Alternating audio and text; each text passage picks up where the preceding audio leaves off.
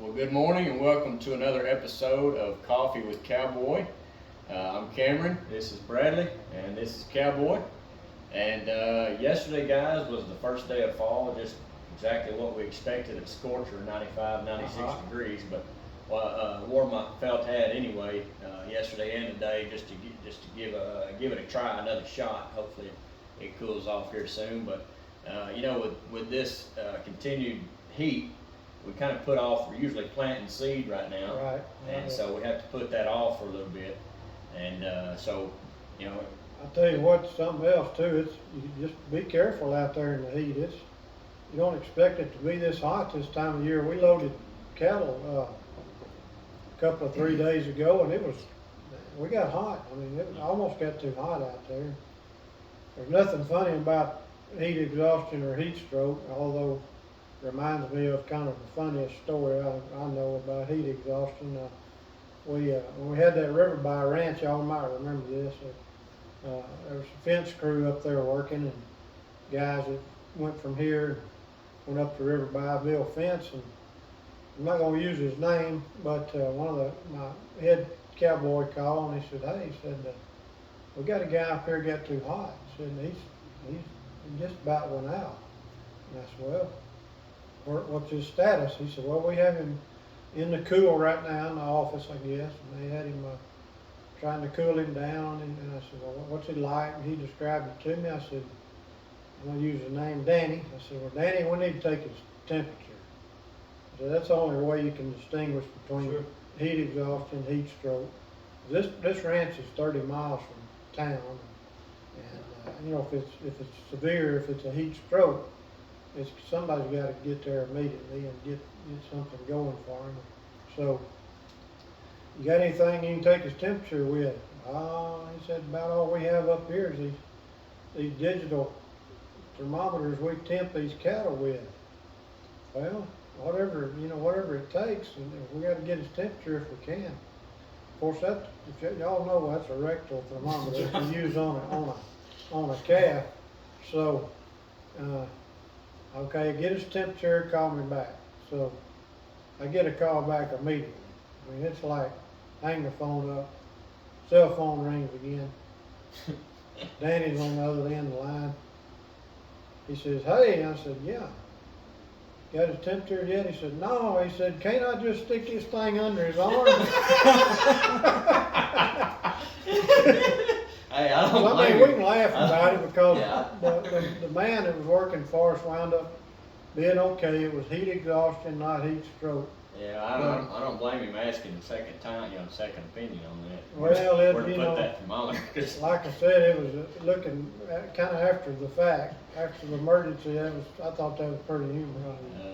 Well, we hope we get into some cooler weather here, pretty soon. I think we will. But anyway, going into the fall, we think a lot carries over on our nutrition side, our feed product, and how we feed our cattle in the fall. And you want to talk about what kind of feed? Absolutely. Yeah, I mean, right now, of course, guys are starting to get geared up.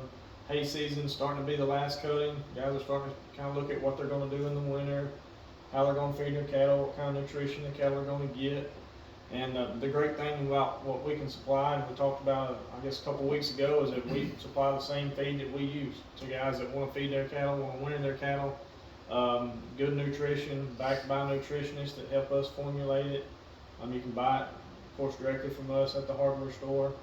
And it's cattle feed that we formulated, we use ourselves, we know it works. The guys that work with us on it can stand by it, and we can give you all the formulations of it. So that's a great thing that we can offer to our customers, of course, right now, going into the winter, and get them geared up and know what they can feed their cattle and help winter those cattle throughout these colder months.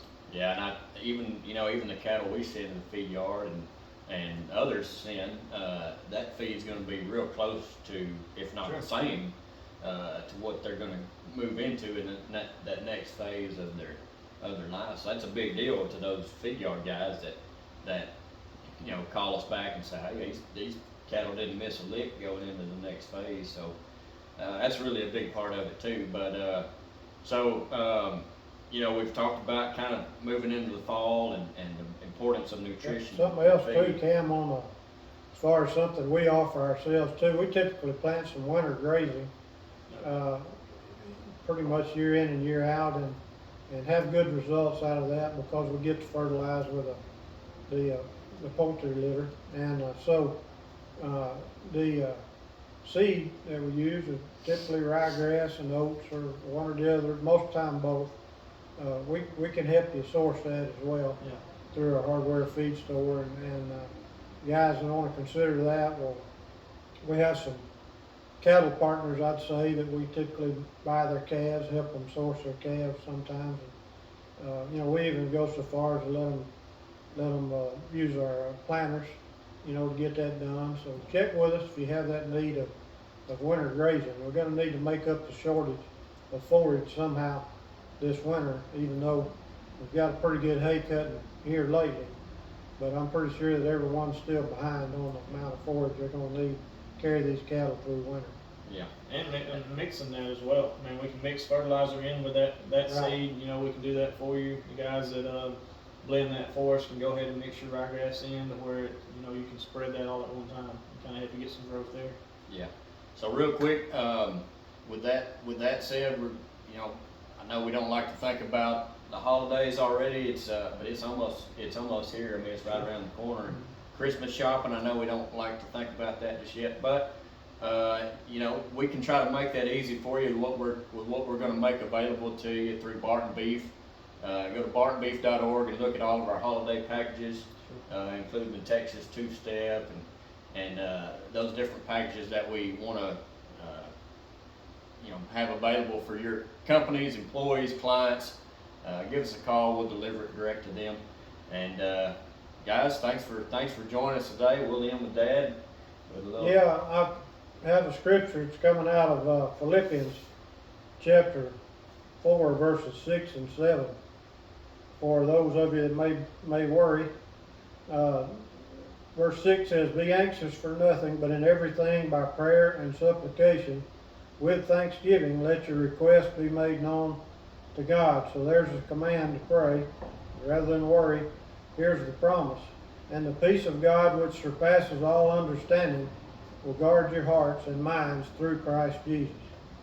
So I'd challenge ourselves to practice that.